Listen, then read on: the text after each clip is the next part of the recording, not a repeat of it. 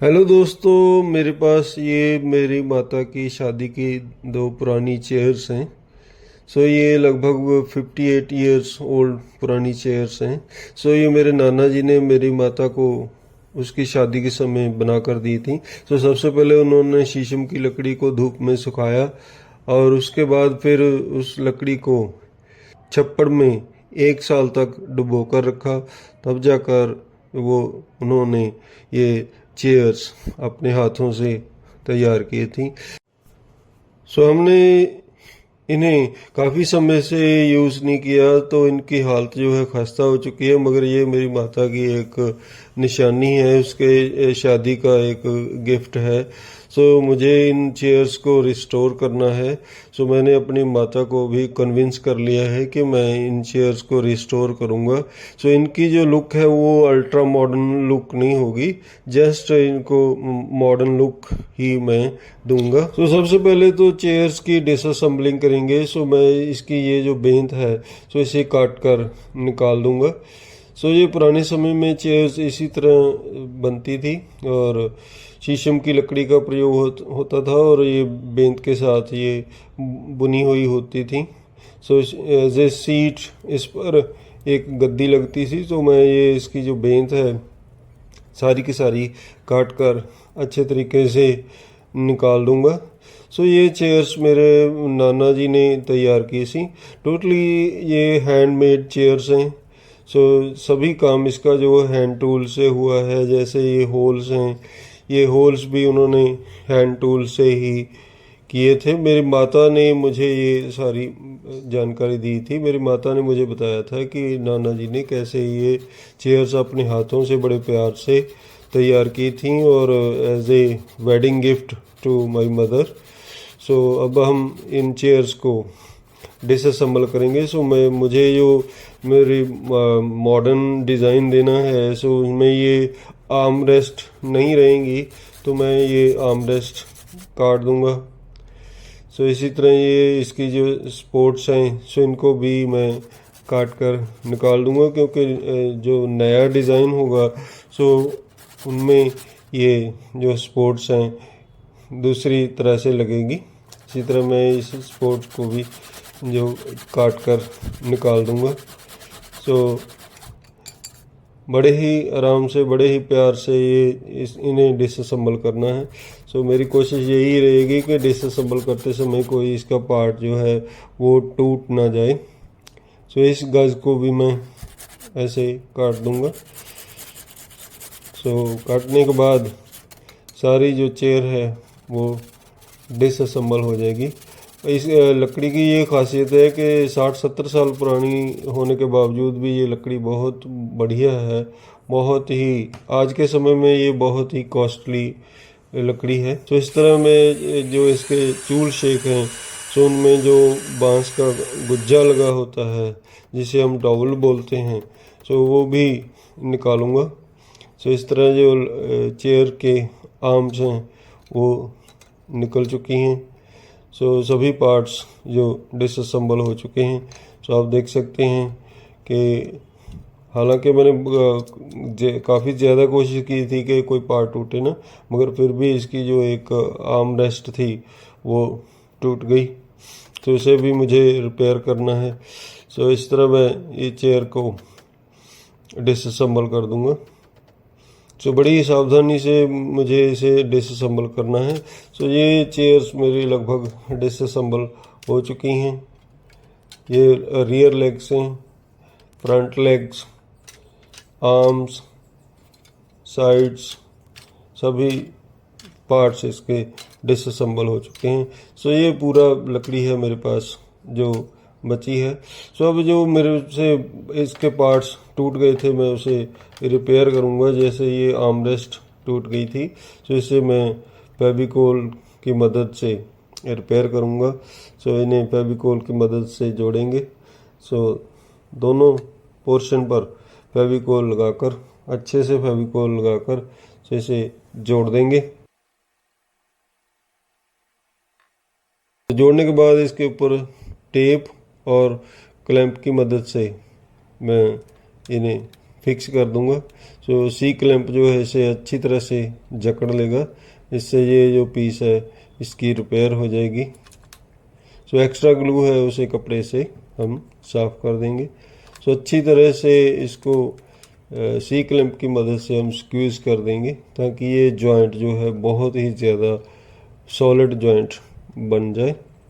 सो इसी तरह जो इसका दूसरा पोर्शन है उसे भी मैं फेविकोल की मदद से उसे भी रिपेयर कर दूंगा और जोड़ दूंगा, क्योंकि मुझे इन चेयर्स को रिस्टोर करना है। इनका जो लकड़ी है वो ओरिजिनल ही यूज़ करनी है, डिज़ाइन भी ज़्यादा मुझे चेंज नहीं करना है। इसका डिज़ाइन जो है अल्ट्रा मॉडर्न डिज़ाइन नहीं करना है, डिज़ाइन भी हल्का सा ही बस चेंज करना है। जस्ट यहाँ पर इसकी जो बेंच थी वहाँ पर मुझे गद्दी लगानी है और इसकी जो बैक साइड है उसे मैंने थोड़ा सा मॉडर्न लुक देकर इसे इन चेयर्स को रिस्टोर करना है। तो इसी के साथ है, क्योंकि ये 2 चेयर्स ही हैं तो मैंने ये डिसाइड किया है कि इसी डिज़ाइन से मैं जो 2 चेयर्स और तैयार करूँगा। सो अब मैंने जो पार्ट्स डिसअसेंबल किए हैं सो उनकी मैं सैंडिंग करूँगा। सो प्लेनर से रंदे से इन्हें मैं रंदा नहीं लगाऊंगा, जस्ट जो मेरा ब्लॉक सैंडर है उसके साथ मैं इसकी सैंडिंग करूंगा। ये देखिए कितने अच्छे से सैंडिंग होने के बाद लकड़ी में कितनी फिनिशिंग कितनी बढ़िया आ रही है। सो ये लकड़ी बहुत ही कॉस्टली और बहुत ही बढ़िया लकड़ी है, शीशम की, बिल्कुल काली शीशम की ये प्योर लकड़ी है। सो ब्लॉक सैंडर से सैंडिंग करने से ही इसमें जो है देखिए कितना इसका जो रंग है और इसकी शेप है वो कैसे बनकर हमारे सामने आ रही है। सो सैंडिंग मैं इसलिए कर रहा हूँ क्योंकि जो जितना भी कम से कम मटेरियल इससे निकल सके। अगर हम प्लेनर्स के साथ इस पर प्लेनर चलाएंगे तो मटेरियल ज़्यादा निकलने के चांसेस होते हैं। सो ब्लॉक सैंडर से हल्का हल्का मटेरियल ही निकलेगा। सो इस तरह मैं इनके सभी पार्ट्स की सैंडिंग कर दूंगा। सो जो लेग्स की इनसाइड है सो ब्लॉक सैंडर से सैंडिंग नहीं होगी, तो उसकी सैंडिंग मैं ये इस तरह से सैंडिंग कर दूंगा। तो इसके बाद मैं इन पर जस्ट एक कोट जो है पॉलिश का करूंगा ताकि जो इसकी जो रेशे हैं वो हाईलाइट हो जाएं। जहाँ जो पार्ट्स मुझे असेंबल करने हैं वो अगर असेंबलिंग के बाद पॉलिशिंग करेंगे तो उस पर जो पॉलिशिंग अच्छे से नहीं होगी। तो जस्ट 1 कोट इस पर जो मैं पॉलिश का कर दूंगा। इसके सभी पार्ट्स पर एक नेचुरल पॉलिश का एक जस्ट 1 कोट जो है वो कर दूंगा।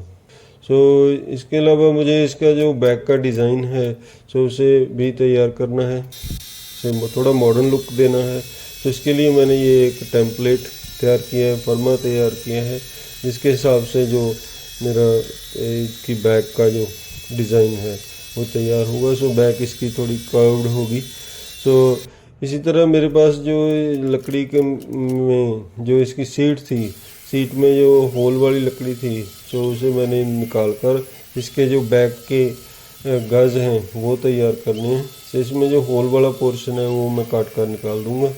सो जो बाकी बचेगा उसके साथ मैं उसके 19 mm के गाज उसके साथ तैयार होंगे, 19 mm स्क्वायर के गाज तैयार करेंगे। इस तरह ये जो पोर्शन है वो निकल चुका है।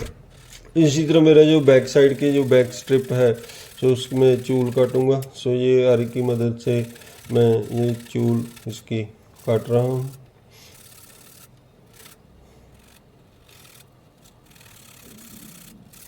सो ये मेरा बैक साइड तैयार हो चुकी है। सो इसी तरह मैंने जो इसके जो एक्स्ट्रा होल हैं लेग्स में, ये देखिए एक्स्ट्रा होल मैं उन्हें बंद भी करूँगा और जो यूज़ में नहीं है उन्हें काट कर निकाल दूंगा। सो ये एक्स्ट्रा होल फिल करने के लिए सेम लकड़ी का मैं जो पीस है इसमें फेविकोल की मदद से इसमें लगाऊंगा। इसकी रिपेयर हो जाएगी और ये होल जो है बंद हो जाएगा। सो अच्छे से मुझे होल ये बंद करने हैं। सो इसी तरह जो होल्स मुझे नहीं चाहिए वो मैंने इसी लकड़ी के पीस से बंद कर दूंगा और जो एक्स्ट्रा है उसे काट दूंगा। सो सभी होल्स मुझे एक बार बंद करने हैं ये बंद करके इन्हें फ्लश ट्रिम करके इनकी साइनिंग कर दूंगा।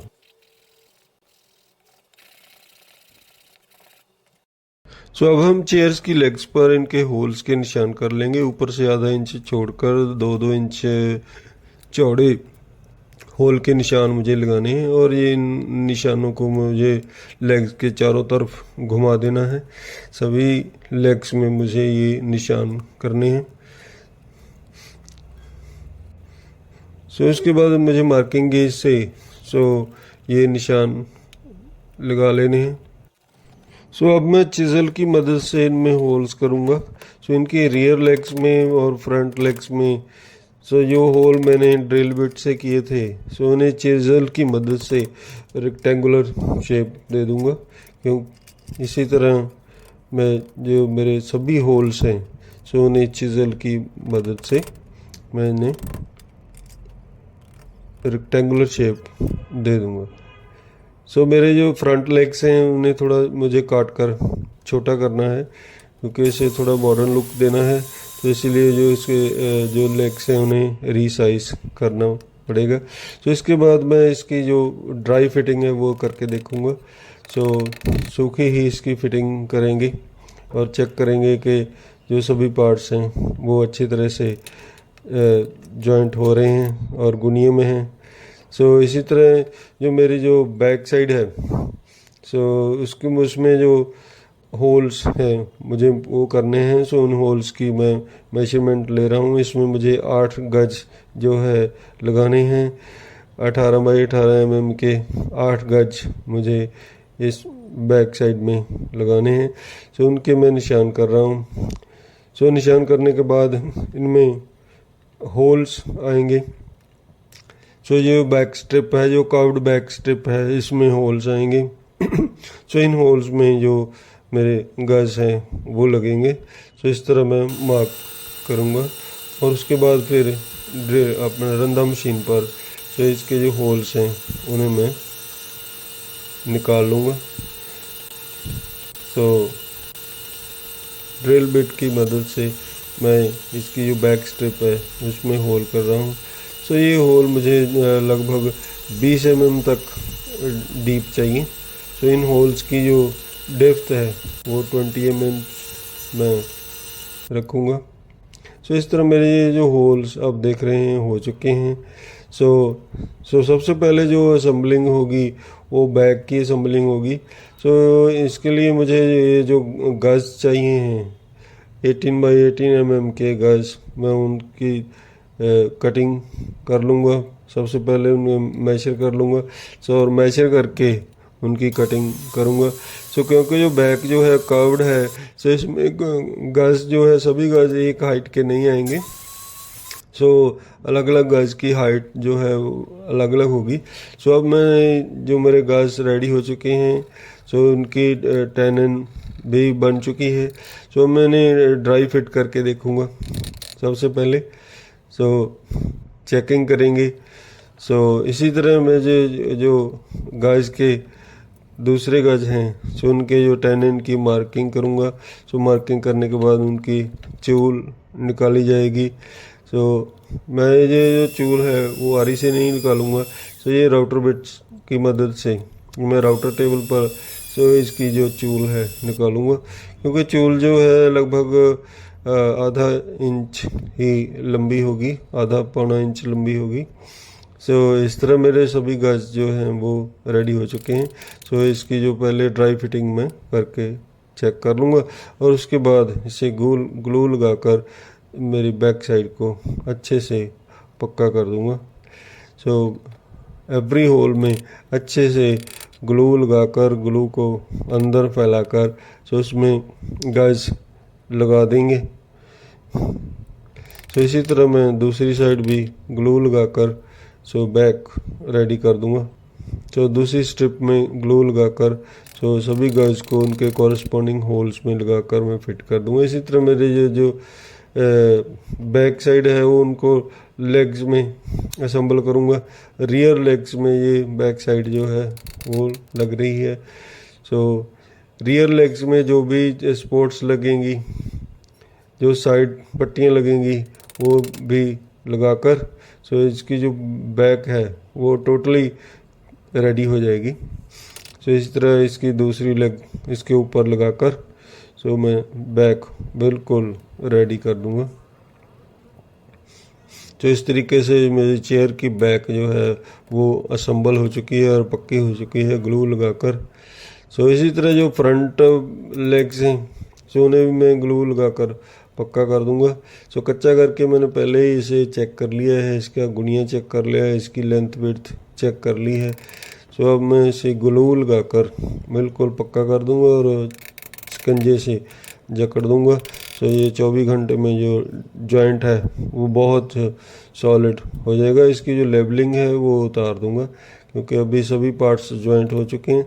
सो इसमें होल करके तो मैं ये बांस के गुच्छे इसमें लगा दूंगा ताकि ये जॉइंट है वो और भी सॉलिड हो जाए। तो इस तरह मेरा जो फ्रंट पोर्शन है वो भी तैयार हो चुका है।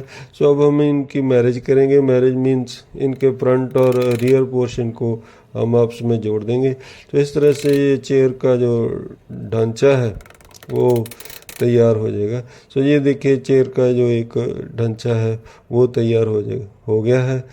सो अब इन चेयर्स के अंदर मैं ये जो पट्टियां हैं वो इनके कॉर्नर में पट्टियां लगाऊंगा एक्स्ट्रा सपोर्ट के लिए। तो इससे ये फ्रेम को भी सपोर्ट रहेगी और इससे ही जो मेरी सीट है वो इस चेयर के साथ असेंबल होगी। सो सीट जो है इसी पट्टियों के साथ मैं कस दूंगा।